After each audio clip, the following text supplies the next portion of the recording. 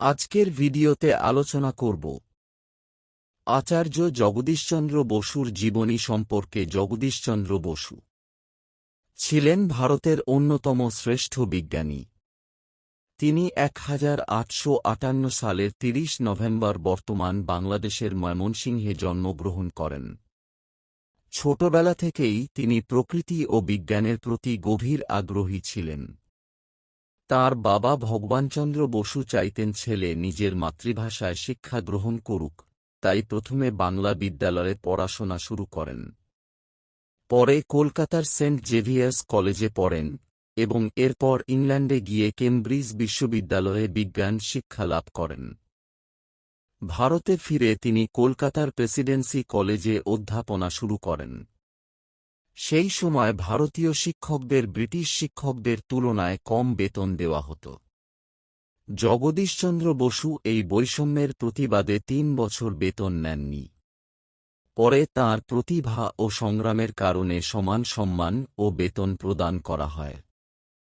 তিনি বেতার যোগাযোগ বা ওয়্যারলেস কমিউনিকেশন নিয়ে যুগান্তকারী গবেষণা করেন।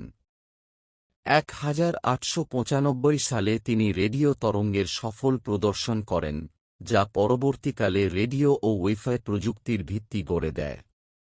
এছাড়াও তিনি উদ্ভিদের অনুভূতি নিয়ে গবেষণা করে বিশ্বকে চমকে দেন। তাঁর আবিষ্কৃত ক্রেস্কোগ্রাফ যন্ত্রের মাধ্যমে তিনি প্রমাণ করেন যে উদ্ভিদও বাইরের উত্তেজনায় সাড়া দেয়। 1917 সালে তিনি প্রতিষ্ঠা করেন বোস ইনস্টিটিউট, যা ভারতের প্রথম আধুনিক বৈজ্ঞানিক গবেষণা প্রতিষ্ঠানগুলির মধ্যে অন্যতম। 1937 সালের 23 নভেম্বর এই মহান বিজ্ঞানীর মৃত্যু হয়।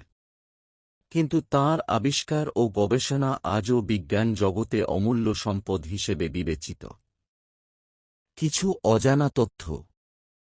জগদীশচন্দ্র বসু প্রথম দিকের বিজ্ঞানীদের মধ্যে একজন যিনি সেমিকন্ডাক্টর ব্যবহার করে রেডিও সিগন্যাল শনাক্ত করেছিলেন। তিনি নিজের বহু আবিষ্কারের পেটেন্ট নিতে চাননি, কারণ তিনি মনে করতেন বিজ্ঞান মানবজাতির জন্য উন্মুক্ত থাকা উচিত। তাঁর গবেষণায় ব্যবহৃত অনেক যন্ত্র আজও সংরক্ষিত রয়েছে এবং কার্যক্ষম অবস্থায় আছে। উদ্ভিদের ব্যথা অনুভব নিয়ে তাঁর গবেষণা সেই সময় বিশ্বজুড়ে আলোড়ন সৃষ্টি করেছিল।